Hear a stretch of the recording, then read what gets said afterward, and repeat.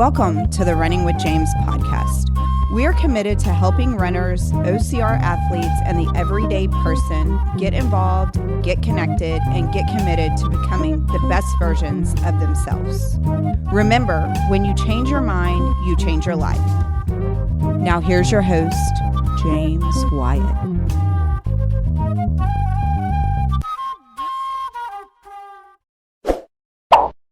And welcome back to another edition of Running with James. I'm your host, James Wyatt, and I'm excited to be here with you once again. Joined as usual with Lauren to my right, Coach Carlos to my left, becoming a staple, as it were, on the podcast. Entrenched. He will not leave. I did not even invite him today. I'm pretty sure that he's already written his name on the chair somewhere. My butt groove's in it. Okay. So it's fully grooved in. Yeah. And so it's done. It's not going to be right for anyone else. Yeah, like a tick. I mean, we can get a new chair. It's not a big deal. Flip the cushion. Well, have you ever seen that video of it was like on a Carnival cruise, and the lady she didn't purchase the trip to go into the land. Mm-hmm. She was on the boat, and heavier lady, dead weight. They had like three guys to carry her out. So expect that scene. If you guys want me out, you're gonna have to drag go. Yeah, I'm just gonna go dead weight, and you guys have to drag me. How is that? I've always wondered about that. Like, how is it that something that weighs 100 pounds, when it goes dead weight, it becomes 150 pounds? You know what I'm saying? Probably because the weight. It's not just distribution. It's just your head's like heavier. picking up a sandbag. There's no support, I guess. There's no one's supporting themselves kind of up. So yeah, it's like picking up a sandbag. Yeah. The science behind it is fascinating to me. I think we should do some research. Because if you think about what you might push or lift at the gym, you're like, well, I know I can lift this, but right. But if my daughter goes limp, she got I automatically throw my back out. Yes. No. I mean, my puppy Snoop, he's about 70 pounds. Oh, is he dead weight on you? Oh no, he will if you want him off, he just becomes dead weight. I'll start pushing him, and it's like concrete. Literally, he just sucks his butt into the whatever's on it. No, nothing. He just complete dead weight. Will not move an inch. Just dead body. I'll start pushing him. Just like his legs will start shifting back, and he just will not move. Nice. So that's awesome. Well, guys, thanks for coming in today. We appreciate you. We are here today, and it's a special day. Actually, it's a crazy day.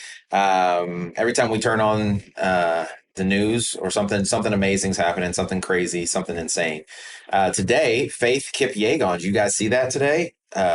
Went out to break the 4-minute mile record.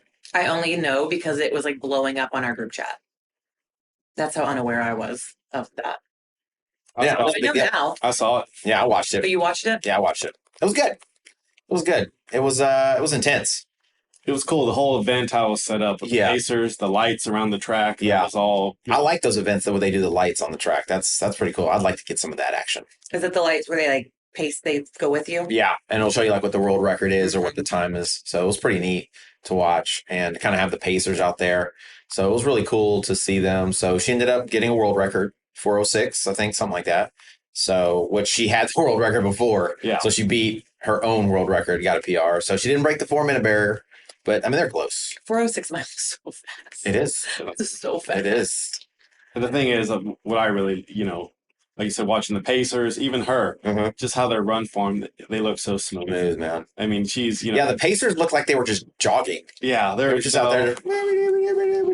Yeah, just arms, just relaxed. Yeah. Their stride. Even the announcer made a comment of she was watching her knees. Yeah. Her knees were driving, coming up. Yeah. Driving up. She's like, that's telltale sign that they're getting tired if the knees don't come up. So I found that all pretty interesting. Well, what she was addressing is the form, right? The form would be falling apart, right? So, but yeah, I think they even mentioned her arms at one point. I think she said, "Oh, there go her arms." Oh, okay. And so her arms were swinging more, and that just she was trying harder. Yeah, right. She was working harder. So, but it was neat. It was a neat event. It was really cool. So, so they'll get it. She'll get it. Some lady will get it pretty soon. It's not going to take long. So, they're so close. I mean, in the mile, 6 seconds is a lot. Oh yeah. Yeah. 6 seconds is a lot. Yeah. But I think she probably could have. It's like oftentimes you can go and prepare and be ready, and it just may not be your day. Yeah, something maybe off a little bit. Your sleep, what you ate, whatever, and she might be able to go and try in a week and smash it. Yeah. One of those things. So they'll just keep chipping away at it. Somebody's gonna do 4:05, and somebody's gonna do 4:03, and then It's broken. It's going to be broken, right? And people are going to go nuts. Go ladies. Yeah. Women power. I think Jess will break it. That's what I'm rooting for. Hear that, Jess? I'm rooting for you. 2027. That's Your it. year. That's it. Yeah. The year is sub 4. Let's hit that sub 3 first on the marathon. How about that? Talking to you, Jess. Goals. So, but it made me actually think, just watching it, it got me thinking because it looked a lot like Sunday. Did you feel that? Did you kind of look at it and was think the same way? Yeah, we're running in a pack. Yeah. Yeah, no, absolutely. Yeah, like a pack of just wildebeests. Yes, just wildebeest. But I think the thing that made me think about it the most was like she was one lady going for this goal, but there was like 15 people running with her. Mm-hmm. So she had like a whole team of people around her. And that's how her training was too. But like just to pace her, to break the wind, you know, to kind of motivate her and stuff like that, kind of make it feel like a race environment too. There was a whole group of people helping take her to this place. Yeah, they especially had people in the back. They even had people behind her. That was in their, position. They each had their positions to be. There was people in the back, kind of like you said, simulating a race. Yeah. So I thought that was kind of cool. And, I think a lot of runners, a lot of athletes in general, whether you're a runner or HYROX athlete, whatever, a lot of people do a lot of training alone. And they find a lot of, I don't know what the word would be, but because I don't do it and I don't like it, but they seem to find a lot of positives out of doing training by themselves. Or they seem to find a lot of, I guess, maybe gains or something from doing that. But I'm the more I train, the more I believe that if you're going to do amazing things, if you're going to break records, if you're going to do something outside your capability, you're going to have to train with other people. Training in solace. I can't train in solace for I've done it. When I traveled, I would train, in solitude by myself. And that was just more of, that was just, my you had to do. Yeah. There was no one else wanting to train with me, where I was working. So, but I do find the benefits, especially on days where you don't have the motivation, or maybe you're a little bit lacking. Your training partner or people out there will push you. Well, like today, I was in solace today on my run all by myself. It was a great run. It was like 91 degrees outside, plenty of humidity. And that was at 7:00 in the morning, so it was nice being out there by myself, not having anyone to talk to. It seemed to take a long time. Did you do trails? I did. Okay. I did. But it seemed to take a long time. No music, nothing? Well, I was shooting a shoe review, some video for a shoe review. Okay. Right. So that made it take a little bit longer too. But still, even with that, it just felt very lonely. Well, all by myself. I told Gabby and Luce, but Luce had to go to work early. Yeah. No, I knew they weren't coming. They ditched you. And that's fine. Okay. That's fine. That's okay. It's noted. It's okay. Okay. So they wouldn't have ran the whole thing with me anyway. No, true. Gabby sent me her run and she only ran like 2 miles or something. So I mean, there was no point in driving all the way over here to come run 2 miles. Right. So it's okay. It's okay. Eventually people will be back. They'll love you again. They'll love me again. Yeah. Or they'll need me. They'll feel like they need me again. Hey, well, I forgot. Big congratulations. Thank you. I appreciate that. 20 years. Oh, yeah. I was going to say, wait, I wasn't sure if you knew when he was congratulating. I had no idea. Okay. It's like, there's so many things to celebrate. Just celebrating you. The video was very cute. Yeah. That first photo of y'all's wedding photo is always very cute. Yeah. Y'all look just so young and baby-faced. Yeah, because we're 25 years old. Babies. Oof. 25 years old. Glasses, were they like Slurpees? Say again? What were in your glasses? Were they like Slurpees? They looked like slushies. Lauren, it was 20 years ago. I don't know. You don't remember every detail of your wedding? Nobody remembers every detail of their wedding. Actually, nobody remembers anything of their wedding. That's why a wedding is such a waste of money. You should just elope and spend the money on a great trip that you are going to remember. Not going to argue with you on that one. Preach. So, I don't know. It was probably some kind of like pina colada thing or something. I don't know. The only thing I can tell you for sure, there was no alcohol in it. Oh, okay. That's all I can tell you for sure. So, but yeah, that was a whirlwind of a day. A whirlwind of a day. It was quick. It did go quick. Yeah. Actually, during the reception, I was having the time of my life. I was having so much fun because I was married. I was getting married. I had gotten married. Woman to spend the rest of my life with, and with all our friends, they get to enjoy it, right? And we're doing our reception, and I don't know how long we'd been there. It wasn't very long because we had to take photos, and everybody was over there while we were doing photos, right? For however long that took. And then we got over there and we cut the cake and did whatever. And then my dad's like, hey, man, everybody's waiting for you to leave before they go anywhere. I'm like, huh? I'm like, what? I didn't even think. I was like, because like there was so much going on. So I was like, okay, I guess we can go then. I didn't even look at the time. We whatever. And so we had the car set up in the outside, and we had gotten like this antique car, like the doors, like kind of suicide doors. Okay. And so everybody was out there throwing and everything.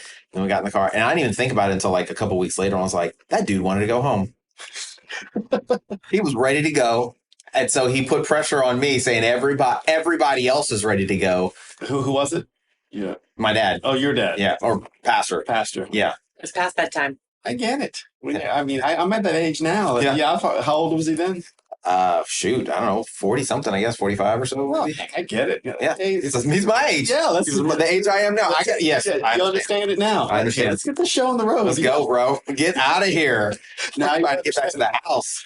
That 25-year-old blood in him. He's ready to, I always see that meme. If you see a 40-year-old out past 9 p.m., they took a nap. Yeah. They do. Guaranteed. That's exactly right. That's nice. 100% true. That's nice. So, but yeah, it's been an awesome 20 years. It's been a lot. It's crazy to think about when you look over like that time span. Like, number one, it doesn't seem like 20 years. Like, it just like it's been a flash for the most part. But like all the things, and even the last say 5 to 10 years, right, has gone by so quickly, and all that we've done together and seen and struggled through and stuff like that. 20 years. It's just easy. It was easy peasy, right? No, that's what people don't realize. That's a lot of work. It is a lot of work. Yeah. Actually, we had my wife. She was, I don't know if I should even say this on the podcast. I don't think this chick listens, so it's okay. Not my wife, the person I'm about to talk about. So she left the other day, and somebody came here, and she was like, where's Leah? And I was like, oh, she's not here. She was here a minute ago. So I texted her. I was like, hey, where you at? Thought you were going to run or work out or do something with somebody. She's like, I came home. I'm not happy. I was like, oh, okay. So when I got home, I was like, what's going on? Why'd you leave? So she went down the list. Like the freaking floodgates were open, and she let me know why. And somebody was just voicing to her about like she has struggles with trust and stuff like that, and that she wants her to share with her, which I get that. I understand that. She's like, but you never talk about like you and James's marriage, and you don't ever like, confide in us and stuff. And Leah was like, well, I confide in my husband. Like if I have something going on with my husband, I talk to my husband about it. Some people are just private people. And he does the same exact thing. So we don't go to other people to talk about our spouse. Our business isn't out in the streets. Right. There's no need for it. There's no reason for that. If we have an issue, then we'll go talk to our pastor or our parents or somebody that we, trust to get counsel if that's something we feel like we need. But first and foremost, we always try to start like in our home, right? So we try to work it out together and communicate with one another. And the last thing we would ever do is say something, negative about the other person, unless of course it's a jest. Absolutely. Like my husband never takes out the trash, which is a lie. I'm about to say that's not my household. No, that's a lie. I take it out at least once every 3 weeks. Such a gentleman. I mean, ladies. I'm a man of the people. So, but just like we've gone through a lot of stuff. We've gone through some struggles. We've gone through some tough times. I mean, we've had times where, she was sick or struggling to have, children. We wanted to have kids and we couldn't have kids. We had times where like we didn't know how our mortgage was going to get paid. You know what I mean? Yeah. We were like, man, are they going to come pick up this car or something? There's been some struggles in our life, and it's hard to think about all that kind of stuff and how we've made it through and how we've gotten better with, talking to one another and communicating and handling our finances and, stepping out in faith and stuff like that, and not worrying about things that we can't control. Like that has been a very long process.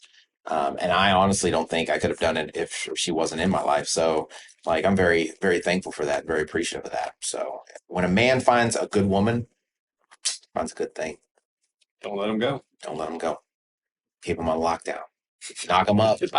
That's what I did. Took 12 years, but I got it. Finally got him. Got him. It took a little longer. It took a little longer, but after 12 years, I could finally say, got him. You can't leave me, Leah. That's it. So, but she's a Yeah, strong. you don't want to start over at this point. No. It's a terrible, terrible place to start over. No, I wouldn't be starting over. I told someone the other day, I was like, if something happened and somehow by some crazy happenstance I found myself single, that would be the end of it. My friend who's going through divorce said that she's going through divorce, and she's obviously like not even kind of thinking about dating because it's very, very fresh. And she's like, honestly, maybe this is just the divorce talking, but I think I'd be fine with just being alone. It probably is the divorce talking because She she has has two to kids. She also wants to focus on her kids. Sure. So, and I said, when your kids get a little older, you might change your mind, but yeah, just do you for the next like 5 to 6 years. Yeah. You'll be fine. Stay with us. We'll be right back. Are you ready to unlock your full potential? I want to introduce you to the Fit, Healthy, and Happy podcast, a powerful resource to transform your life today. With expert interviews, practical tips, and inspiring stories, this podcast is your roadmap to lasting wellness. Here's what a listener has to say. I used to struggle with my health, but this podcast changed everything. It's like having a personal trainer, nutritionist, and life coach totally for free. With over 2,000 five-star reviews, we're a podcast you can trust. The Fit, Healthy, and Happy podcast, available now wherever you get your podcasts. I just think it's no, I'm not gonna say that. Maybe on the Patreon, I might say it. I might get canceled if I say what I'm thinking right now. So. All right, we'll wait for it. Thank you. So just remind me later. I'll remind you. Thank you. All right. She's not gonna remind me. You remind I'll be me. waiting to cancel you. Yeah. So I'm not worried about you. I'm not worried about you. We'll be right up protest. I'll be ready with my sign. The left has spoken. So speaking of 20, all right, that's actually what we're talking about today. Not 20 years, but 20%. Hard effort. The hard effort, right? So if you've been listening to the podcast for any extended time, if you come to our gym, if you have watched any of our training videos on YouTube, you've heard us mention the words 80-20. Often. A lot. Yeah. Okay. And even if you're part of some other training program, you've probably heard some concept of 80-20. And I don't think people really understand what it is. I think they hear the words and like, oh, yeah, 80-20. But I don't think they actually truly understand what 80-20 is. I know they don't know what the 80 is. No. Yeah. I think people know what the term is. They've heard it, but I don't think most people know how to differentiate a hard effort versus a easier effort. So how would you explain 80-20? 80-20, 80% of your workouts should be zone 2 aerobic efforts, easier efforts, and 20% should be like threshold max efforts, where the way I personally gauge it is the easier workouts are, give me a little bit of break. I could probably go and repeat it, do it again. The really hard ones, they steal my soul a little bit and I might crawl out of the gym. Okay. Might cry a little. How would you define it? Kind of similar. Yeah. Same thing. Just like, ditto. Ditto. No, just exactly what she said. I kind of mix up my efforts as far as like a hard effort. I try never to follow up 2 hard efforts. Like okay. I won't no back-to-back hard. I won't go like our, Thursday hard HYROX workout. I won't ever do like unless I have to for whatever scheduling purpose, do like my speed training the next day. Oh, that'd be rough. Yes, I've done it before. Just something happened and just my body will feel the difference versus breaking those 2 efforts up with an easy run. Yeah. Or a light, moving the body workout, nothing heavy. So those kind of how you stack your workouts of the easy versus hard can change the week up drastically versus doing hard than just kind of doing easy runs. It'll just break your body, not allow it to recover. Gotcha. Yeah. So 80%, it strictly has to do with building a foundation. That's the way I look at it. Right. So the foundation is the core of everything you do. So if you don't have a good foundation, then everything you try to build on top of it is very suspect. It could crumble at any time. It's what leads to injuries, fatigue, plateauing, whatever, right? Like Jenga blocks, when you just have a couple blocks on the bottom and you stack them up top and it's gonna I don't even know. You shouldn't have said that. Why? Because I saw this video of this guy who was like trying to break a Guinness World Record of Jenga blocks and he built the Leaning Tower of Pisa and it was like taller than this room. Oh wow. And there was a reporter interviewing him and he had a cord that was going to the table and he was walking around it to like look at it and the cord hit it and it just came tumbling down. The guy just like busted into tears. He literally had said, yes, the Guinness Book of World Records will be here next week to verify. And he's like, well, let's take a look at this thing. And he walks around and just, and the guy just was just in complete disbelief. And the reporter's like, "Oh, I'm so sorry. I'd have just left. I'm so sorry." And then he looks at, he's like, "Well, that's it for today." I was like, "Dude, you might be dying. I don't know. That's a lot of work." I will be looking that up after this podcast. Oh yeah, so I gotta look that up. It was really good stuff. So, but yeah, so it's all about that foundation. And so and science backs this up as well, but you're better off having a large foundation of easy stuff and making sure you have a good foundation of that and focusing on that more than doing a bunch of hard stuff. It'll benefit you more. Okay. But at a point, once you establish a good foundation of aerobic capacity, then you do need to add in some of that 20%, that hard stuff, right? So now what that number is, I think it's different for every person. I think even opinion might even come into it. But for me, like usually if you're one of my athletes, if you're not at 20 miles a week, I'm not giving you speed work. Because you're not at a point, honestly, aerobically, where the benefit of doing 2 miles of speed work a week is going to really help you all that much. Can you actually push that hard for that long? Exactly. Like you haven't built up that capacity. You really haven't, right? Other than doing maybe some short intervals or some strides, you don't really have a volume enough, a base big enough to justify it. So you're better off just, you know what, let's build this aerobic capacity, you know?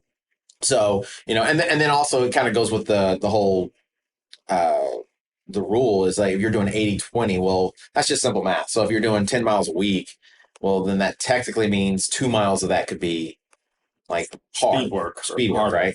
And 8 miles of that would need to be easy.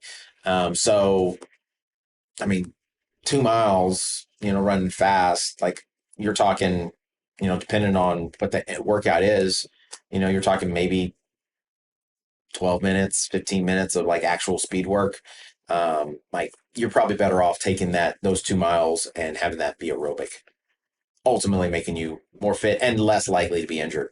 Yeah, I think that's, you know, especially starting off new, the injury is a big portion of just too much intensity. You know, can your body handle that? Right. You know, the running fast. So, but once you get to the place where you have a good amount of aerobic fitness, then the intensity needs to come in. All right. So, and I think that can be another challenging part. So like when we talk about the easy stuff, people I think are confused oftentimes of what easy feels like, right? So, you know, you said zone 2, right? So zone 2, zone 3, anything that's aerobic.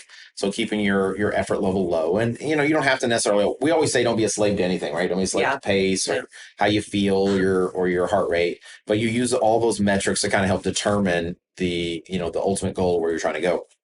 So, but you know, having the ability to kind of measure what your heart is doing will give you a lot of guidance and some parameters to work within. Mm-hmm. But what I find so often is people like out there and like, yeah, I'm doing an easy run today. And I could talk the whole time and it felt really chill. And then their heart rate was like 165, you know, and they're not 14 years old, you know, they're 40 years old. Yeah. So their heart rate probably needs to be in the 130s or below or something like that. Right. So when you try to convince them, hey, you got to slow down, right? You're doing medium stuff, right? You're doing more tempo style work, and you're not even keeping a steady tempo because you're doing this up and down, and so you're not accomplishing the goal. And so I think you have to establish what easy is. Yeah. Because until you establish what easy really is, you'll never really know what hard is. Well, and I think when it comes to you mentioned the running, because you used to have to do this with me and another girl that ran with us before. You would always be like, because I always ran faster when I was starting than I thought. Because I'm like, I'm technically talking. I'm fine. But I was talking like this. I'm fine. Yeah, we're great. Right. And I actually have some people that I run with now that are training and they'll be talking, but their talking is like very labored. I'm like, what's your heart rate? Like 158. I'm like, yeah, let's bring it down a bit. So, yeah, definitely. I think also letting go of the ego is a big part of it. Yeah, for sure. Like the vanity runs, right? We talk about that, like doing the vanity runs for Strava or whatever. No, but it doesn't matter if you're in the top 10% on your daily runs, right? If you're not in the top 10% on your races. Yeah, no one really cares. Right? If you're not in the top, or actually, if you're in the top 10% on your daily runs, you should be in the top 1% on your races, in my opinion. Because that means, because your race pace should be much faster than your easy pace. Oh, 100%. Right. Like you said, just having that discipline. What is the purpose of this run? Yeah. They don't even care about pace. No. It's just whatever the goal is to keep that heart rate down. Yeah. So once you have a good understanding of what easy feels like, then you can step into the realm of what hard is, right? So here's what cracks me up all the time.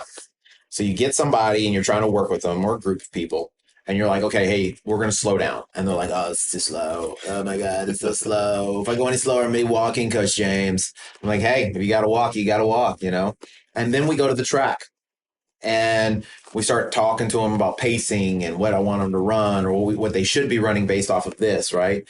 And then they look at you like you're an insane person because they're like, you want me to run how fast? Mm-hmm. So they take off running and they're supposed to do 10 sets, right? And they do their first set, you know, and they're supposed to run a 9-minute pace, but they run their first set at 7:30, you know, and then they run their next set at like, you know, 7:45, and they're like, oh man, I'm smashing these things. I'm running so fast. My fitness is better than you thought it was. Oh, okay, great. Then we get to the fourth set, and they're like at 8:15. Then we get to the fifth set, and they're like at 8:45. Then we get to the sixth set, and they're like, yeah, I'm done.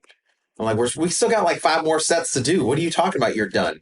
It's like, yeah, it's too hot. It's too hot out here. I can't take it. It's too hot. I'm like, okay, well, maybe you should have been running the pace that we told you to run because the pace you ran was not the correct pace. And so, or they'll do the exact opposite. You'll see them out there and they're running easy. Yeah. Or they're running the same pace they always run. Yeah. Because it's comfortable. Because it's the pace they're not just scary. There's a few people who come out to the track who definitely could be in a faster pace group, and they just don't want to make that little jump in. Yeah, I mean, it can be intimidating, but I think that's the thing is you have to establish the hard stuff too, and you have to learn what hard feels like. So I think too often people spend all their time in the gray area, like in the middle, and they don't do enough of the easy like they're supposed to, and then they don't do enough of the hard, or let me rephrase that. They don't do hard at the hard effort. No, exactly. And like you said, and the downside of that is being in that middle area, you're easy or you're technical easy, which should be, you're not recovering from it. Yeah. And then what you think is hard, you're really not pushing the fitness like you should, like being really hard. So you're just in this gray area of almost overtraining, but not pushing the fitness enough. So it's just kind of this in purgatory of really just kind of, you're feeling tired, but you're not getting the fitness that you think you should. That's where a lot of people quit. So you remember when we were doing like our Thursday workouts and, well, technically, let me rephrase that. Let me try to do this in the right way without hurting anybody's feelings. But remember when I was doing my Thursday workouts and I had invited 1 or 2 people to come and do them with me because I didn't want to do it alone and I wanted to encourage them to get better. Mm-hmm. And then those people took it upon themselves to invite other people. Yes. You recall this situation? I recall the situation. And so we're in there working out. And so I'm like, okay, this is my workout that I'm going to be doing. Right. So I'm focused on what I'm supposed to be doing. Mm-hmm. But like I give somebody else, the other people that were there had their own workout to do. Okay. It was a little bit different than ours. Okay. And so as I'm doing my workout, trying to get my stuff done, you know, I'm looking over here and I'm watching them do some variation of the workout that I had given them, right? They're talking, they're over here videoing, they're like freaking selfieing, like it's just like you had a masterpiece painting. Exactly. And they have just taken it and they were throwing coffee on it. Yeah. Ripping it up. Yeah. And then saying. True. Like they were drawing like little smiley faces on it and stuff and having a good time. Defacing it. And so like I was like, that's not how it's supposed to be. You're supposed to keep going. Don't stop. Right. And so I don't remember like how it really went down exactly, but I'm pretty sure I hurt their feelings because I was like in the throes of battle myself. Right. So my heart rate was up. I do recall one of them said she would not be coming back because she got uncomfortable. Good. That's because I don't remember inviting her. I don't remember her being welcome to that space and being asked if she could be there.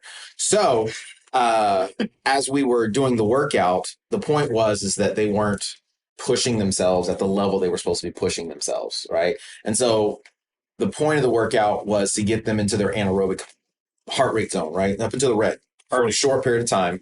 And then they would take a long break and then do it again, right? So they'd let their heart rate come down and go back up. And then they were basically just kind of coasting through the workout, you know? And like the point I was trying to encourage them with is that it's not that just doing the workout or going through the motions is the point. It's how you go through the workout, right? It's what intensity level. And so the prescribed workout wasn't being like done the correct way, you know? So the other day, actually, I was meeting with someone and, we're talking about a workout, like specifically it had to do with like doing some strength work. And, their goal was to increase strength over the next training block. So I'd given them like a very specific one day where it was like, okay, we're going to do some heavy lifting this day. And so, put the program together, put the plan together, send it to them. So we were having our meeting and I was like, so how's the workouts going? And it's like, oh, well, the one you gave me for my strength workout, I added a couple things to it. And that's the worst thing you can ever tell me, honestly. Not because might as well spit on you. No, don't spit on me. Don't do that. Not because like my workouts are so great you can't add to them, but the idea in my head was like, okay, so it was so easy that you had to add to it to make it challenging. Okay, so why not just say something to me and let's see how we can adapt it, right? But busy, whatever. They're busy. They're doing their thing. So I get that. So while we're talking about it, I was like, okay, so what were the weights look like? What were you doing then? They were telling me, I was like, well, that's not what the workout was. I was like, so here's what it should have been, right? And I was like, I want you like 80, 90% of your 1 rep max. I want it so heavy that when you try to do, say, 5 reps, when you get to rep 3, you need to take a little break because it's that heavy. I want you when you're pushing the sled, if it's supposed to be to failure, I want so much weight on that thing that like you might push it 10 feet and you feel like you have to take a break. Like that's how heavy I want it, right? So I don't want it where you're usually at it. We're talking about progressive overload. And so they're like, oh, I didn't realize that. Well, that changes the whole workout. It completely changes it, right? So instead of putting 110 on the deadlift, you're putting 225 on the deadlift. Oh yeah, that'll change it. Those are 2 completely different numbers, and they drastically change, the point of the workout. And so I think that's what a lot of people do when they're programming. Maybe they don't program, but when they're doing their workouts, is they do something that they've always done or that's similar to their comfortable place, and so they can, I don't know, maybe feel good about themselves, feel good about the workout, or feel like they're doing something challenging. But it doesn't actually get them to the place they want to go. So if you're going to do that 20%, if you're going to do that hard stuff, quote unquote hard stuff, well, you need to do it specific to what the event is you're trying to do. So an example, there's, several different workouts, different runs. So specifically talking about running, you've got like short interval stuff, you got long intervals. Short intervals are really anything under 600 meters. So 600s, 400s, 500s, 200s, whatever. Those are considered short interval sets. You've got long interval sets. And so those are longer distance. So 800 meters, so like say 2,000 meters of running without stopping. You've got your threshold and tempo runs. So those are extended efforts where you're doing them for minutes on a 15, 20, 30 minutes or whatever. You've got race pace efforts where maybe you're running your 10K or maybe you're running your marathon or your half marathon. And then there's variations of different progressive runs where maybe you run half marathon for a couple miles, 10K for a mile, 5K for a half mile. So you're progressively getting faster. So there's all different kinds of workouts you can do to create, the atmosphere or the environment to train the system you're trying to train. And so if you look at what the event is, so we'll say HYROX. Okay. What would you say HYROX, what kind of effort would you say HYROX is? That's a race. That's a threshold. That's a go effort. That's not an easy effort. Okay. So let's say if it's a threshold effort. Like I would not want to do that twice. Okay. So your lactate threshold basically is an effort you can sustain for about an hour before you have a major drop off. Mm-hmm. 60 to 90 minutes is kind of the general rule, but for an hour, we'll say for the normal bear, before you see like a significant drop off in your performance, right? So you have a buildup of lactate in your body, which is just waste, right? So it builds up. Your body can't flush it because you're not getting enough oxygen to recycle it and convert it back into energy again. And so if that is the race is a very lactate specific event, well, what does that probably mean you need to train? You need to train your lactate threshold. Yeah. Okay. So the types of runs or workouts you would do would be like long interval sets. You would do maybe tempo or threshold efforts. Okay. And how I would do those is completely different probably than what you might think. So it's like trying to do a simulation every week thinking you're going to get better at HYROX. Yeah. That's not how it's going to work. So just running threshold efforts is not going to get you better for HYROX. It's just not. So it might help you a little bit in the beginning. You might see some results, but it's not going to get you there because technically your threshold effort is somewhere between your 10K and your half marathon effort. Okay. And so if you can sustain say your half marathon effort for 25 or 30 minutes, well, that's great. But HYROX is going to be like an hour, hour and a half. Yeah. Right. So you need to be able to put that back to back to back to back to back. Right. So that means not only do you need to train at that pace, but you need to probably train a little bit higher, because if you watch in HYROX, you're not just going to use your lactate threshold. You're also going to use your anaerobic. Yeah. You're going to get into the red. And you're going to be under fatigue too. Your legs are going to be, torched from the sleds and all the movements. Right. And what's probably going to happen is you'll be in your lactate threshold for the runs. And then your heart rate will come down a little bit as you go through the rut zone. Then you'll go into the station and your heart rate's going to spike, and it's going to go up into your anaerobic. And then you get out of it and it's going to come back down because you just thought you were about to die. And then you go back into your lactate threshold. So you're basically going from threshold to anaerobic, threshold to anaerobic, threshold to anaerobic, over and over and over and over again. And the people that haven't trained not only their lactate threshold, but also their anaerobic are going to suffer significantly, somewhere probably right around the burpees. Yeah. And they're going to fall off huge. Yeah. So you have to train both of those systems. Yeah, if you're not familiar with getting in that anaerobic zone, it can feel very, very scary, and like just it's so uncomfortable. You almost feel like something's wrong. So I think mentally people you go into that fight or flight mentality if you're not sure what to do, and that's when people start to ease out. Yeah, slow down. Yeah. So I think understanding like how to work your way through it and progress through that. And so your short interval stuff, that's going to be more like your aerobic workouts, right? So you're running or moving at a much faster pace for a short duration of time. And oftentimes you would do a double rest, right? So like we would call it like a 1 to 2, at least 1 to 1, but 1 to 2 would be better. And so if it takes you a minute to run, then that means you would take at least a minute, but more than likely it would be better if you took a 2-minute rest, because you want to be fully recovered before you start again. Okay, so you want to be able to push that, exactly, match that pace. Exactly. And if you're not recovered enough, if you don't give yourself enough time to recover, your heart rate's already elevated, you're probably going to end up slowing down. So you want to be fully recovered before you go out and do it again, right? So on the anaerobic stuff, you want to go short duration, max rest. Short duration, max rest. And so that is a really great workout that you would mix in small portions of your training blocks somewhere to kind of help train that anaerobic system. Your lactate threshold could be anything from a long interval to like a threshold or a tempo effort, tempo run, right? So maybe you start at 800 meter repeats, and then, throughout the training blocks, maybe you build to, 1,000 meter repeats or 1,200 meter repeats or mile repeats. While simultaneously eventually working up to maybe doing like a 15-minute run without stopping, So what you're doing is you're developing the systems that you're going to be using for an event, for a race. So if you're training for something like a half marathon, well, that's going to be a very lactate specific threshold as well. But you're going to be out there without stopping for a long time. Hour and a half to 2 hours plus. Yeah, probably the average person over 2 hours. Yeah. So if you're going to be running for that, well, you definitely need to be training your lactate threshold. So whereas, yes, lactate threshold training would be good for HYROX. Yeah. It's more specific probably for stuff like half marathon and marathon, because of the extended period of time you're going to be running without having to stop. Yeah. So, same thing with marathon, doing tempo runs or threshold runs, or, maybe doing some race pace efforts on your long run. Those are going to be really, really good ways to incorporate that 20% to help you get to where you want to go.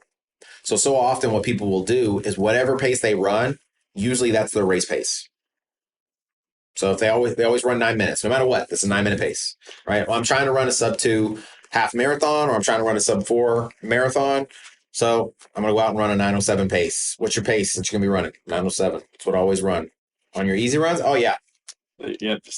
Can you do that? Yeah, I can do that for like 8, 9, 10 miles. One speed. Can you do it for 26.2? We're going to find out.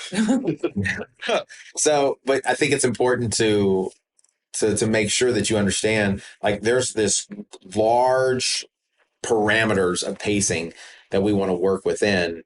And each group kind of has its place. And so whereas like for HYROX, maybe for our 20%, maybe 15% of it is training our lactate threshold, and maybe 5% of it is training our anaerobic capacity. Does that make sense? Yeah. So I love the fact, I love, one of the reasons I love these numbers is because it makes it very finite. And so if I know I'm running, 20 miles a week, and I know that I'm operating off the 80-20 principle, that means I can get around 4 miles of speed work. And if I'm training for HYROX, well, then that means probably 3 miles of that is going to be like some sort of threshold effort, and maybe 1 mile of that, or maybe 1.5 miles of that is going to be like anaerobic work. So maybe what I'm doing is I'm going out and I'm running really fast, and then I'm coming in and doing something compromised, right? Or I'm doing some burpees or some sled push or something, right? And then I go do it again. So maybe 1 to 2 miles of my running every week centers around like getting my heart rate way up, running under load, or running compromised, and then the other 3 miles or whatever, 2.5 miles I'm running every week is going to be maybe more steady or more very specific to, specifically training like that lactate threshold.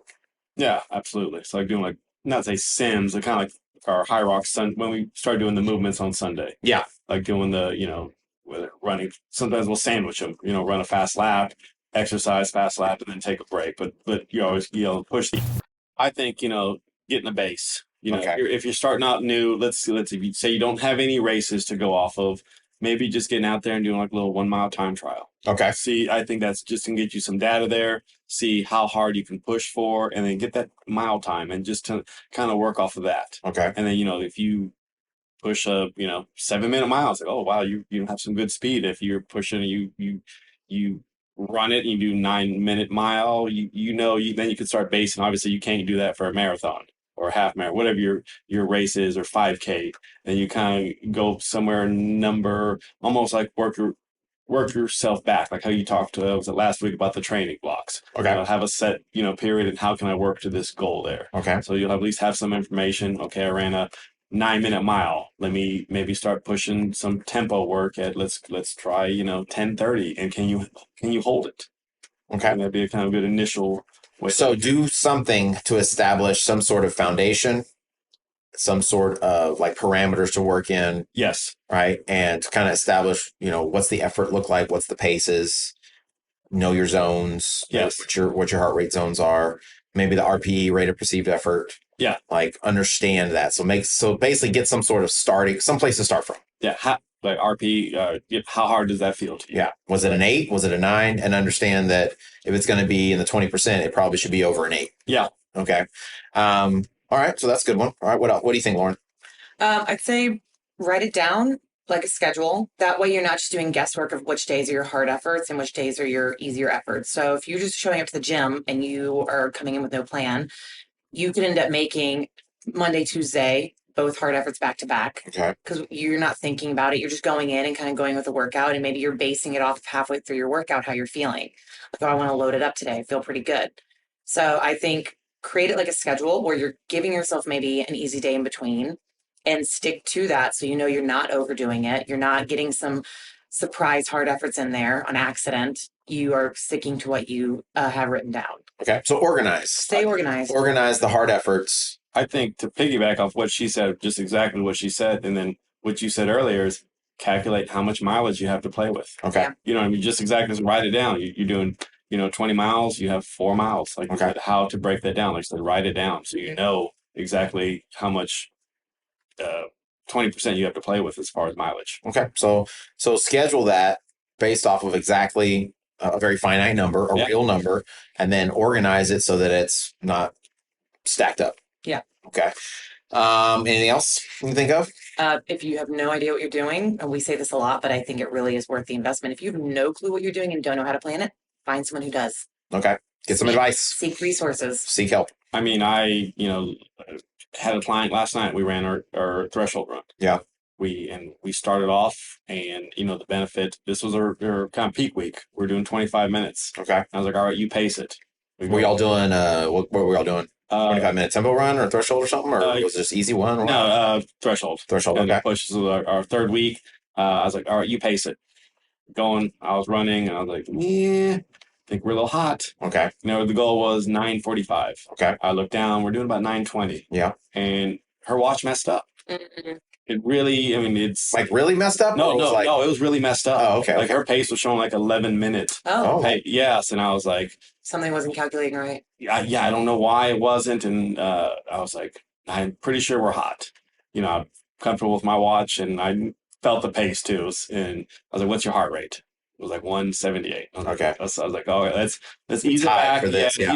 ease it back." And we got into pace, and her fitness was good enough that she was able to recover, and we hit our paces kind of deal. Okay. So that was, with a coach, I was able to coach her through the kind of effort and, talk her through the whole, pacing through that, and then doing negative splits of kind of running it and learning how to kind of control yourself by not going out super hot. Yeah. Damn. Coach Carlos and Coach Lori, man, they go above and beyond, man. They go and do all their runs with their clients. They're going and doing the easy runs to help them stay easy. They go and doing the fast runs with them. That's it. I mean, honestly, for me, going to run with some of these people, I'm like, yeah, you're doing your fast effort, and this is helping me stay in my like easy effort. So I'm just getting my miles in. Yeah, so easy. it must be. Oh my gosh, y'all are better than me. Like we put equipment up for people, pull it out. I know, man. Setting up their sleds, extra effort. My gosh, dude. Full service. Come see Coach Carlos here at GC Fitness, Coach Lauren. They'll do half the workout for you. Just by getting the stuff out. All right. So I think a good one as well would be to not overdo it. Right. So think quality over quantity. So, rather than doing several medium efforts, do one or two hard efforts. Yeah. So I'm a big believer in being opposite ends of the spectrum to make improvements. So in other words, either really easy or really hard, and staying out of the middle as much as possible. You're going to do that sometimes. You do need to be in the middle, but it needs to be very, very, very rare. And so being on opposite ends of the spectrum and being very specific in the things that you're doing. So when I say don't overdo it, I think people, obviously we're running podcasts. We talk about running all the time. Running is a big part of HYROX. But when people think of HYROX, I think they really separate the running from the movements. And so, okay, I need to learn to be a better runner. So they go out and run 1 or 2 times a week. And one of those runs is like hard, like a fast run. And then one of those runs is a long run. And then they go and do a bunch of volume in the gym, pushing sleds and wall balls and lunges and stuff like that. And so, not realizing that basically what they're doing nonstop is they get in their long run and their hard run. Those are 2 hard efforts, especially if you're new to running, right? Someone who's got, 40, 50 miles a week under their belt for an extended period of time doing a 10-mile long run, that 10-mile long run is no longer a hard effort. They've probably learned how to keep their heart rate so low. It's like they've done it so many times. Their body's adapted to it. You can go run 10 miles. I mean, I have athletes right now that they do 8-mile recovery runs. Okay. For majority of people training for HYROX, 8 miles is more than a long run they're probably going to run. Yeah. So, depending on the person, the distance and the effort can easily be recovery, even if it's a longer distance. So, but what they'll do is they'll go do that long run, and that long run's a hard effort because it's the longest distance they've ever run. Then they'll go run a short effort that's of speed work or something like that. And that's supposed to be a hard effort. But then they spend every day in the gym doing threshold set like EMOMs and friggin', threshold efforts on the skier and the rower with like burpees and it's almost like Sims kind of deal. Constantly, yeah. You know what I'm saying? And so realizing that it's really about like that 80-20, I like to use it for everything. Yeah. I think a lot of people get in there and they're like, well, I just did a run. So it's totally different. And they think a hard run is very different than going to the gym and pushing hard, like heavy weight. Yeah. Like they think their body registers it entirely different. Like, no, it's still a lot on your body. A long run or like a really fast run, it still takes a toll just as it would if you were lifting weight. Right. So if you think about it like this, if I go out and do a 3-mile run, it's probably going to take me 24 to 30 minutes, depending on how much the drills, how fast or slow I'm running, how good the weather is. How many people do you know will go to the gym and spend 24 to 30 minutes working out in the gym? You go for an hour or longer. Right. I would say just 24 to 30 minutes. Yeah. Oh, not a lot. Nobody's going to the gym for 30 minutes. No. It's a waste of time. You ain't getting nothing done in 30 minutes. No. But if I go out and do an easy run, an easy conversation pace run when my heart rate's where it's supposed to be, it's probably going to take me less than 30 minutes to go do that for 3 miles. Right. And so understanding that easy effort was very beneficial because I'm building my road capacity. Well, is it possible to think that you could go to the gym and do some strength workout or maybe an anaerobic workout or something like a HIIT workout or something, and it'd be beneficial as well, even though it only lasted 30 minutes? 100%. So understanding that there is benefit from not spending hours upon hours at the gym. So you could take a workout. I can take any workout. You give me a workout. I don't care what the workout is. And I can take that workout and make it either easy or crazy hard. And it wouldn't be that hard to do. Either I change the reps, I change the weight, I change the intensity, how fast I want you to go through it. The rests. Take the rest up or down, and all of that will change the intensity level of that workout or how hard or easy that workout is. And so understanding that as a whole, we want to look at our training plan as very holistically. And so I like to count not just mileage, but I also count efforts. So every time I run, that's an effort. If I ride the bike, that's an effort. If I lift weights, that's an effort. Everything is an effort. And so if I'm doing 10 efforts a week, well, if I'm operating off the 80-20 principle, what does that mean? 2 efforts hard. That means only 2 of those efforts should be hard. So if one of those efforts is like some sort of speed run or something like that, well, then if I'm going to be in the gym and I'm going to be hard, well, that would be my second one. That means every other effort I have needs to be pretty low key. Yeah. That would blow I think right there, I said that and people are like, nope. Can't be. You're not going to get in shape doing that. You're losing fitness. There's no fitness in that. Yeah. Right. But what happens is that when you make sure that each workout has a purpose behind it and you have quality sessions instead of trying to have a bunch of sessions, well, you're actually like not so fatigued that when it is time to go hard, you can actually go hard. I think a lot of athletes go through this cycle of they just starting off. They go hard, hard, hard. They feel like crap. Something starts, maybe not injury, but their body just finally tells them they have to stop. So they stop for 3 or 4 days because they've worn themselves to a pulp. Right. And then they just start that cycle again. Yep. And it's just a continuous cycle. Really no fitness. I mean, whatever fitness they kind of gain, their body is just, they can't, it's just too much stimulus. They're not adapting to it. Sure. It's just overloading the body where they're breaking down the body and it's never repairing. Right. And it's just a vicious cycle, just continuing week after week. And they're just like, there is no easy efforts. Right. As the runs are hard, the workouts are hard, and it's just the volume is just too much for them to handle versus if they just eased it back, they could work out for 6 weeks and then be like, their fitness would be, twofold where they were at. Exactly. That's exactly right. So what ends up happening is they don't ever actually get any great fitness because they're constantly having to stop the progression. I trained an athlete. She came to our Sunday track. It was a hard effort. Yeah. And it was a one-on-one session. The next day, all we did is a lot of TRX stuff. Okay. Upper body. And she was like, that's it? Yeah. Yeah, that's it. And she was like, okay, cool. And I was like, yeah, you're not supposed to, this is exactly pretty much what I do.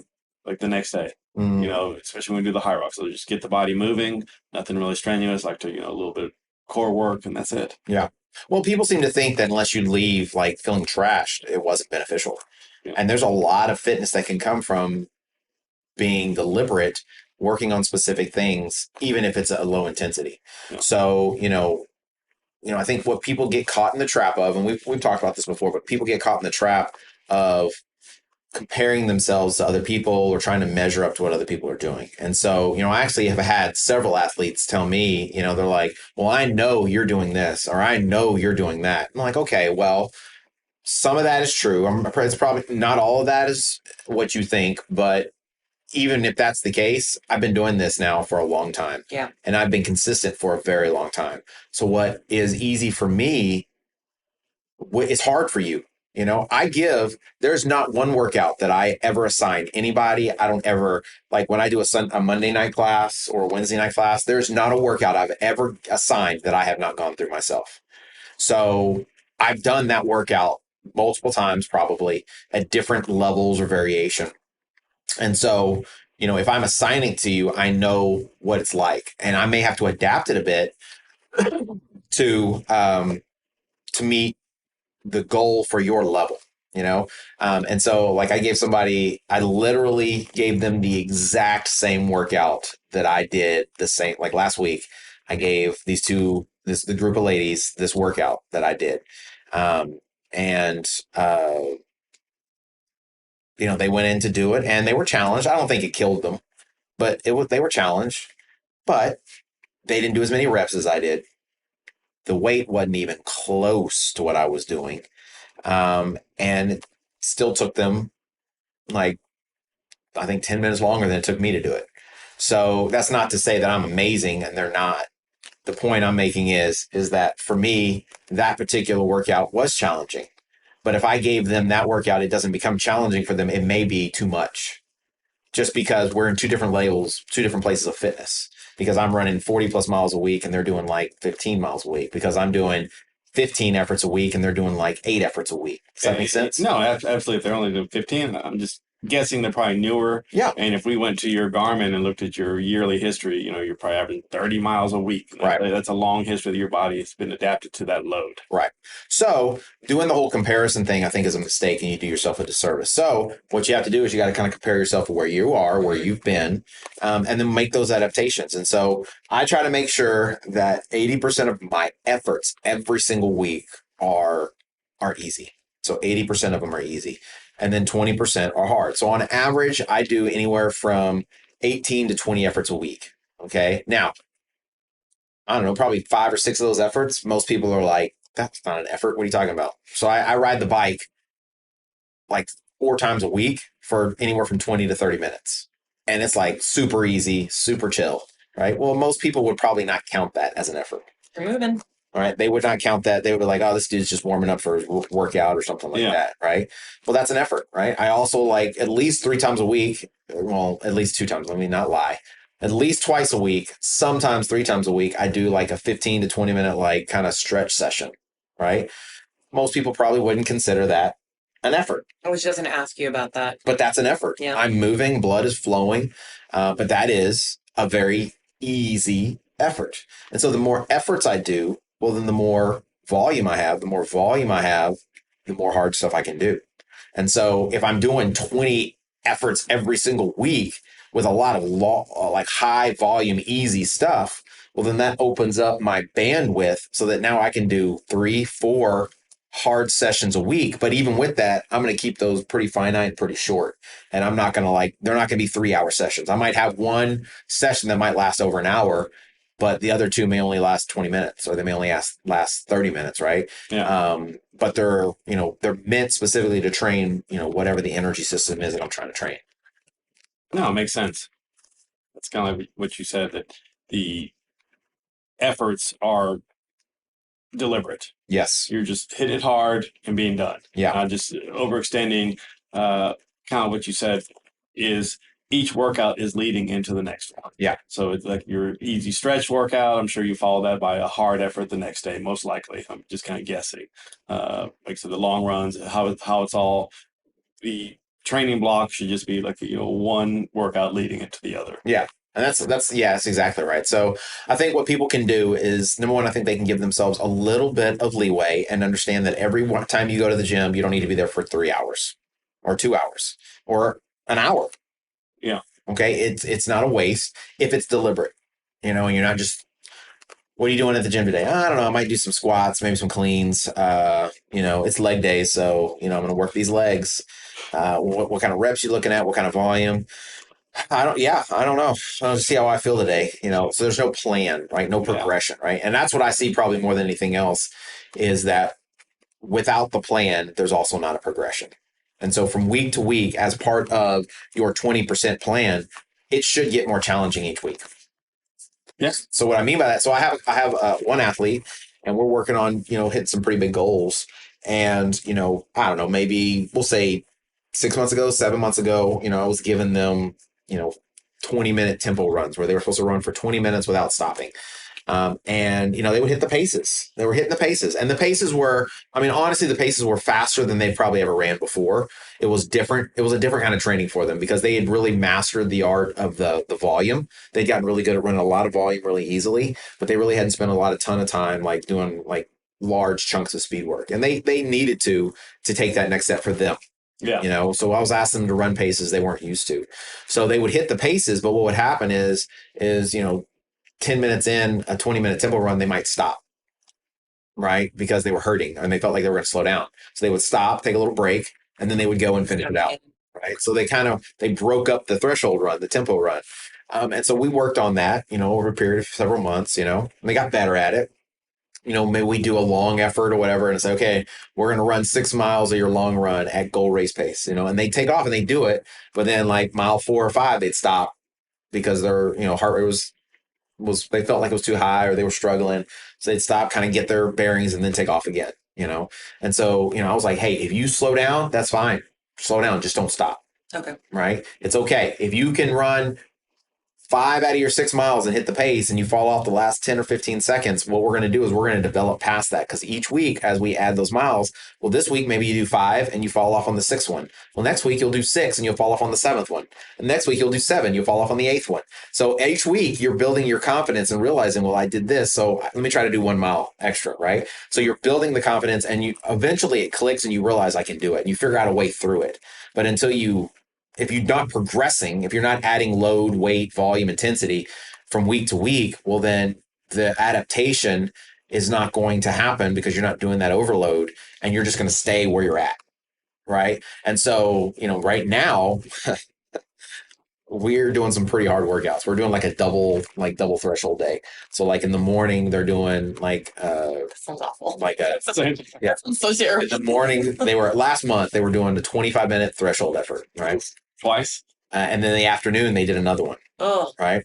And so this training block or whatever, each week they were getting better and better. Right. And I mean, they hit it every week, but there were some times where like the second session was better than the first session. Right. Like where they maybe struggled in the morning, but then they rallied and got it in the afternoon. But like the last one they sent me, it was a work of art. Like it was so good. And this was during peak week. So that meant they had the biggest amount of volume on their legs for the week. They had the hardest workouts, right, for the week, and they smashed both of those threshold efforts. So they were doing almost triple on that one day what they were doing just like 6 or 7 months ago. So they were smashing it, right? But that only happened because we started very small.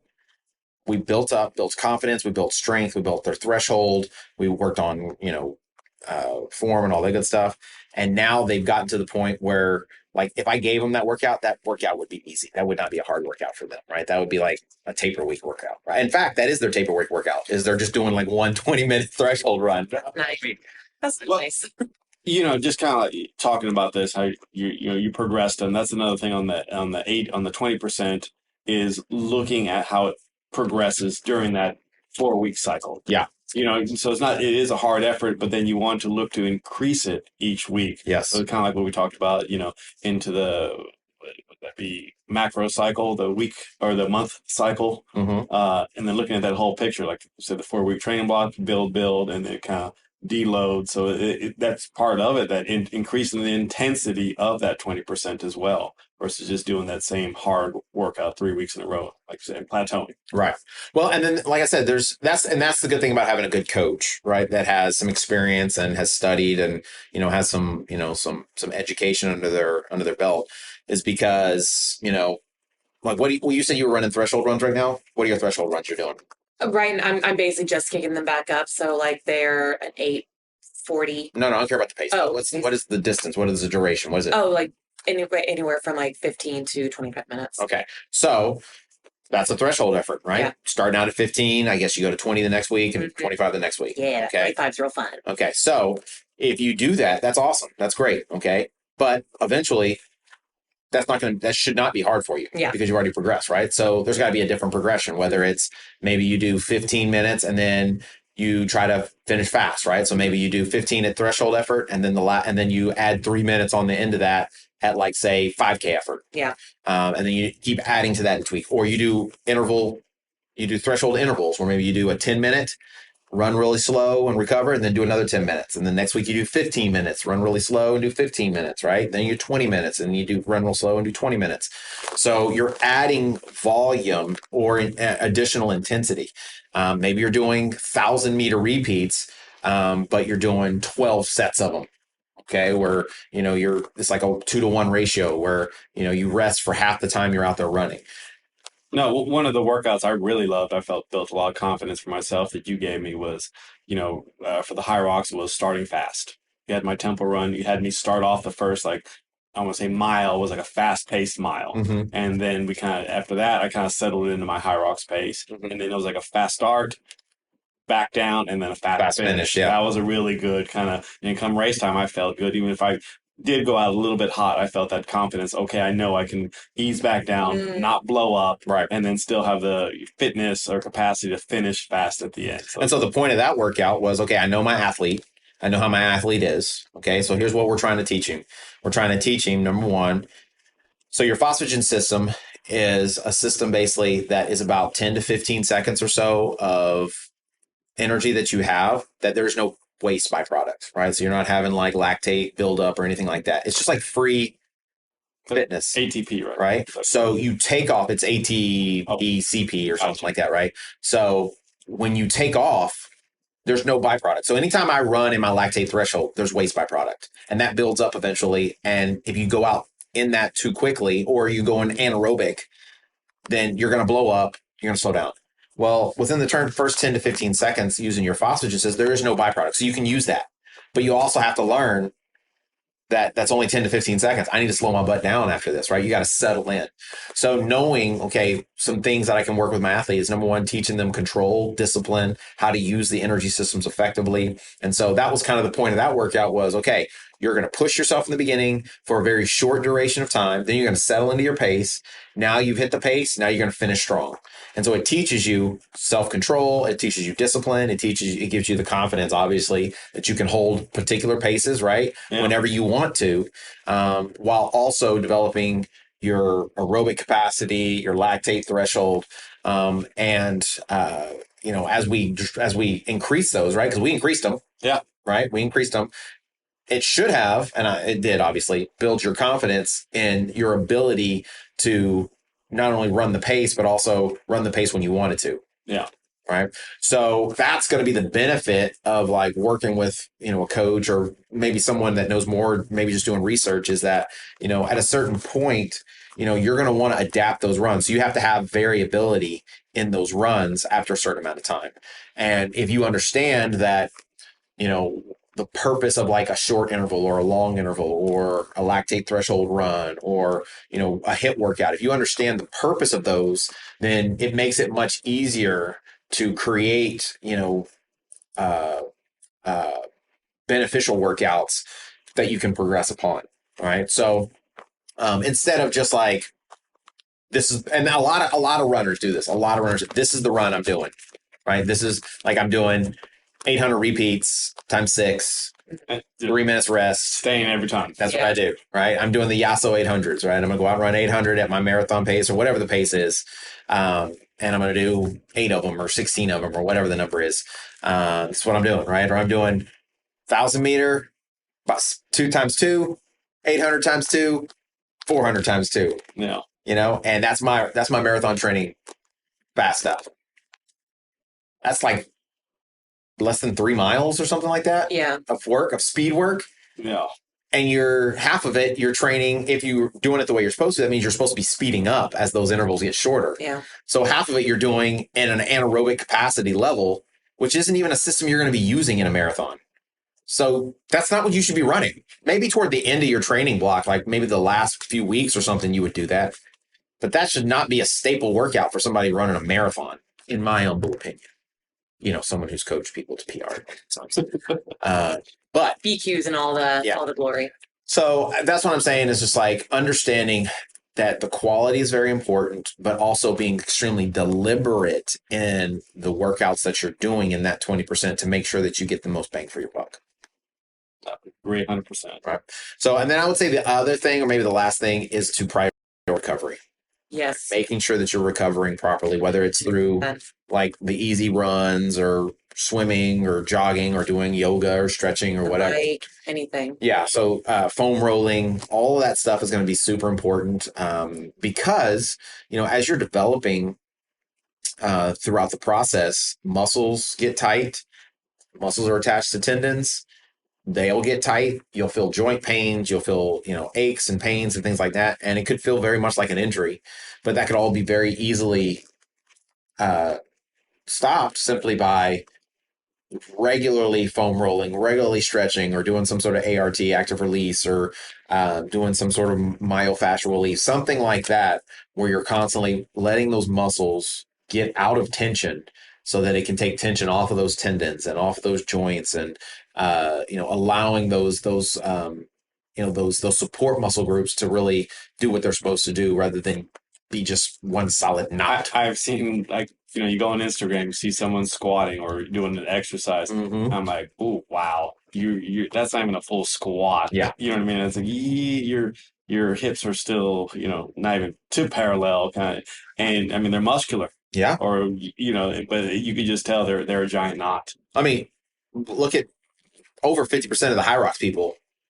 I mean, most of the people you see doing wall balls should be getting mobility is not great. Oh, yeah. Mobility is not great. The mobility is so bad because nobody thinks to train mobility. No. So it's all about intensity. And so, I think honestly, a big part of that recovery is working on the mobility, working on like the accessory work to be able to get deeper into a squat, or be able to keep your heels on the ground, or keep your posture upright. Burpees, keeping your hands close to your feet, not having to reach like 4 feet in front of you.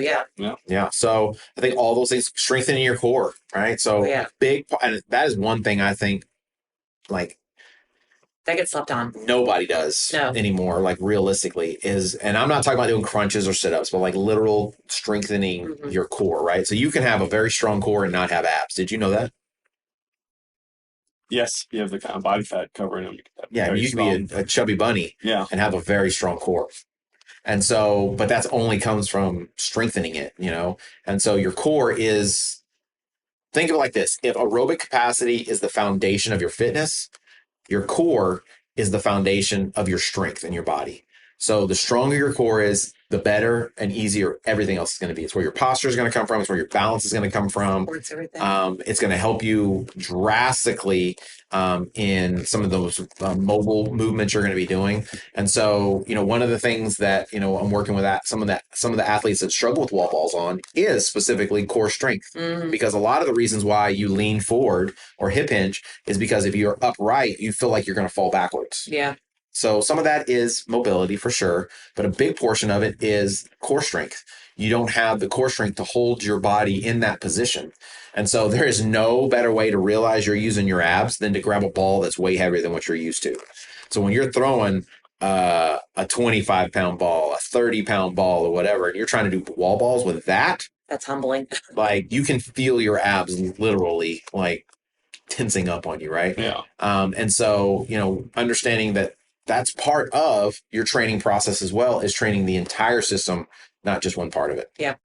Realize that it's all going to add up to doing more wall balls, not just doing heavy wall balls, but it's going to almost like the easy runs. Yep. When they do easy runs for so long and then all of a sudden they go run fast, like, oh my God, I didn't know I was capable of that. It's exactly right. Capacity now to push harder. It's exactly right. So that's why we say that like training is very holistic in that it's all together, right? It's not in a vacuum. Each thing should build upon the other thing. So the 20% doesn't do you any good if you're not doing the 80%.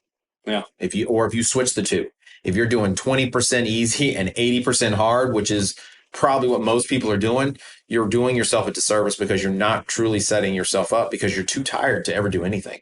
Yeah. So, thinking of it as a complete program and trying to develop the disciplines to hold yourself. I mean, I think it takes more discipline to hold yourself back 80% of the time than to try to go hard. Oh, 100% agree. So it's all the sexy stuff, especially with social media. Everybody posts every single workout.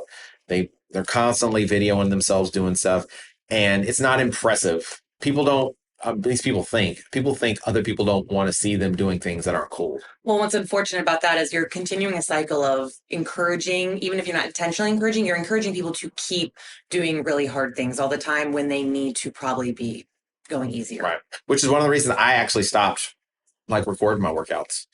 One reason was because I felt like people were looking at them and they were like, oh, coach is going hard all the time.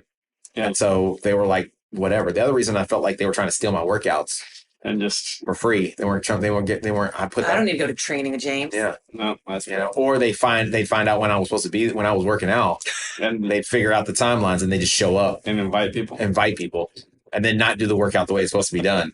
Oh my God. There's nothing worse to me, honestly. Guys, don't ever just show up to these workouts. One, you'll just like be a pariah. You'll never hear the end of it. No, that actually wouldn't have been the thing. It was the fact that you didn't do it the way it was supposed to be done. If Picasso creates this beautiful work of art, you know what I'm saying? Then Picasso should also like make the instructions very clear. Oh, Picasso made the instructions very clear. Confusing. That might be why certain individuals didn't do it right, because we were very confused. So here's what I love. They read the title and then they decide what the workout should be based off the title. But then underneath the title, there's this long description of exactly what to do. Is it like words and paragraphs? It is. Yeah, I know. Confusing. That's what it is. It's very confusing because there's words I have to read. So did you read it? Well, we scanned it. That's between 3 people. So you scanned it or you read it? Well, we just kind of scanned it, but it was so confusing. Okay, well, let me read it real quick. Does that confuse you? Well, when you say it like that. I have a new online client. Yeah. And she does the workouts to a T. Yeah. Does the runs to a T. That's a joy. I'm like, bless your heart. Bless them. I was like, may the Lord bless them. Yes, may the Lord bless your heart. May his favor shine upon them. This old man needs no more gray hair. That's what I'm saying. Yeah, so it's... I can say right now, if you showed up when I was doing a workout, uninvited, to do your workout, and you did it the way it was prescribed, I would have zero problems with it. I'd be so excited. I'd be like, look, I was like, you go, girl. Man, that makes me so proud. Excited for you. Thank you. Thank you. But then when you show up and then you have the audacity to disrespect me. Disrespectful. And do whatever you want to do with the workout. Then the Picasso thing is like, you're not taking my Picasso. What you're doing is you're drawing your own piece of artwork, trying to make it look like mine. And it's just some stick figures and some freaking finger paints. You made a turkey. You made a turkey hand. Yeah. Yeah. A turkey hand. And I was over here drawing freaking peacocks. Yeah. Yeah. I see it in my head. I'm not even going to argue. That was actually a really funny analogy. Yeah. It's popsicle sticks. That was a good With one. popsicle sticks and fingers. That's it. So Good one. But yeah, I mean, it happens. I get it. Like, I think people don't, they're like, oh, they can't be that hard, or it's not hard enough. Right. And maybe sometimes they don't understand that the goal wasn't for it to be hard. Yeah. Right? Or the goal was, I want to murder you. We want you to feel like you need to question your life. Exactly. Right. And so sometimes I think you need guidance. So it does help, honestly. I mean, sometimes the online can be harder because you're not there to kind of watch the effort and see, so I have an online client right now. She's up in Minnesota, and, I gave her a few workouts to begin with. And so she would, after she sent it to me a couple of times, like, I was like, send me the heart rate data. Like, she would send like, hey, I did the workout, whatever. I was like, well, send me your heart rate data. And so I was like, okay, well, that's not really, the heart rate isn't really matching what we want it to look like for the effort. I was like, well, why don't you do this? I want you to video yourself doing the workout. And so when she did, she was taking too many breaks, and part of it was just because of the way the gym was set up. She had to kind of walk. Right. Yeah. So I was like, so one of the things maybe we can do is let's try to put stuff closer together. Or let's change the workout so that you don't have to like be spread out so much. Yeah. So that we can accomplish the mission, right? And we made those little adjustments, and the next week she's like, "Oh my God, that was way different. Like, that was really hard." And then before she was like, "Oh yeah, I had to add this or this or whatever," and I was like, "See, so rest, intensity, weight, all that stuff, we can adapt it just a little bit, and it completely changes the workout." So I think that's what you want to like focus on when you're creating these 20%, is making sure they're accomplishing the mission of training whatever energy system. And once you do the workout, you can go back, look at the data, see how your heart responded, and see, okay, how do I adjust that? Right. And like, if you are doing a workout, let's say it's let's say you're pushing the sled 50 meters or something, and, you're doing, 30 box jumps or something like that, 50 wall balls, and then you're skiing for like, 300 meters or something. Well, when you do the workout next week, we always do blocks, right? So we would do pretty much the same workout for 4 weeks, correct? Yeah. Well, how we would progress that is next week, we would either make the weight a little bit heavier, or we would do like 60 meters of sled push and like, 50 wall balls, or 50 burpees, right? We would increase that workout by 10% each week. Yeah, something's coming. Something's changing. It's going to adapt a little bit to make it harder because you've already done that workout. And for that workout for you to get better at that particular workout, you've got to make that workout a little harder. And then what's crazy is when you go back on week 4 and you go back to the thing you did the first week, it's like, that was an easy workout. Yeah, you thought it was hard. And you thought it was hard the first week. And so you see almost immediate results and you see how your body's progressing through it. So it takes your body about 4 to 6 weeks to adapt to any type of stimulus. So as a good general rule, I think 4 to 6 week training blocks are the way to go.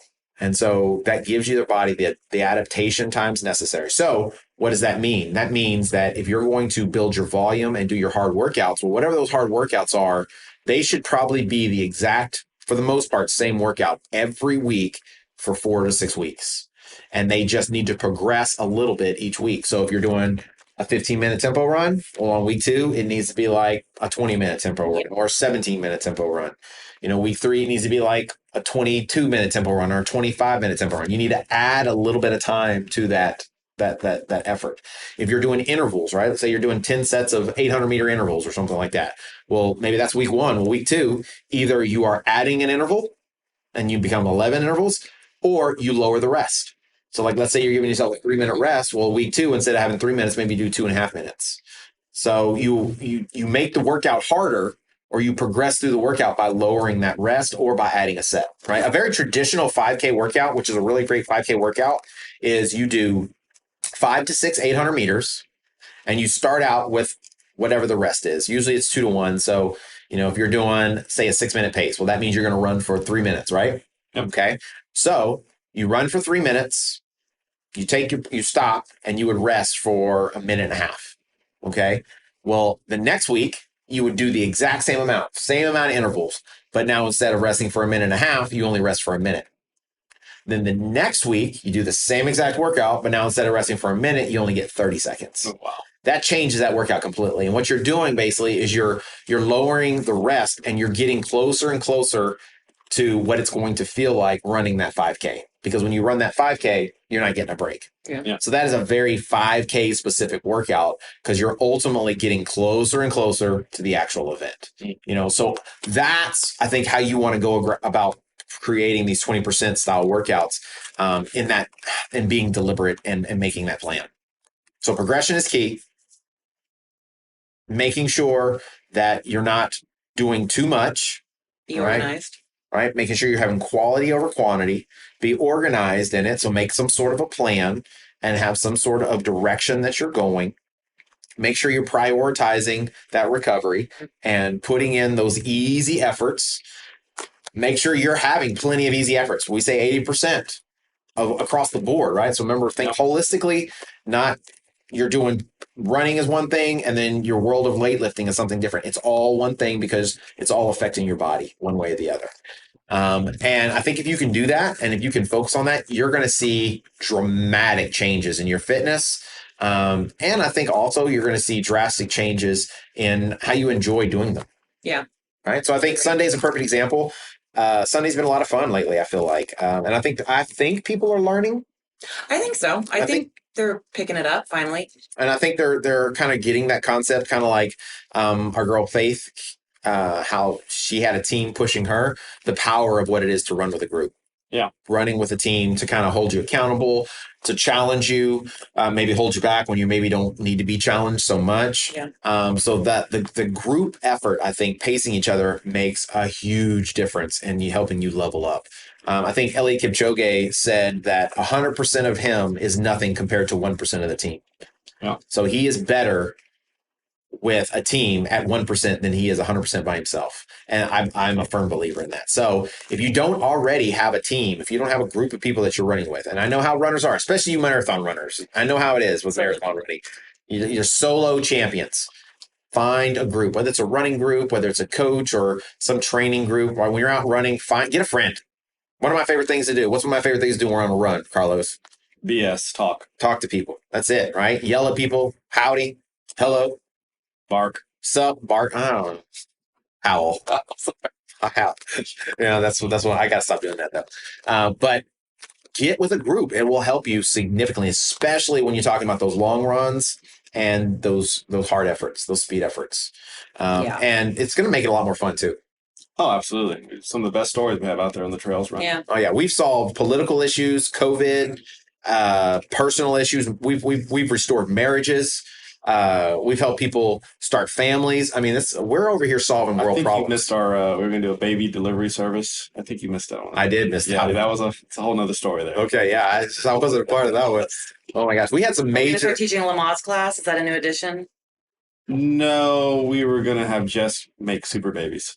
Oh, So Oh, yes, so I was not there. does Jess know about her making Yeah, super babies? she was right there in the conversation. Yeah, Making so- sure she's in the loop, and this isn't like some handmaid's tale I think situation. it was me, Jess, and Tommy. So it's Oh. I am very curious about this conversation now.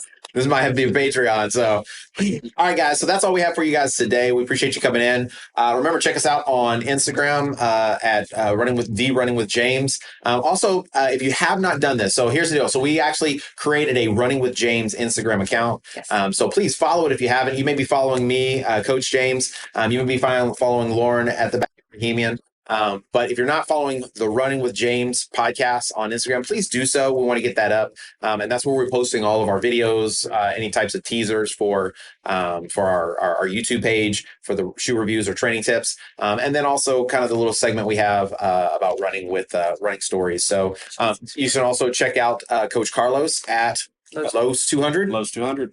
And you'll see those on the screen when I'm talking. So, you can support us also on Patreon. I want to thank our newest patron, Fabian.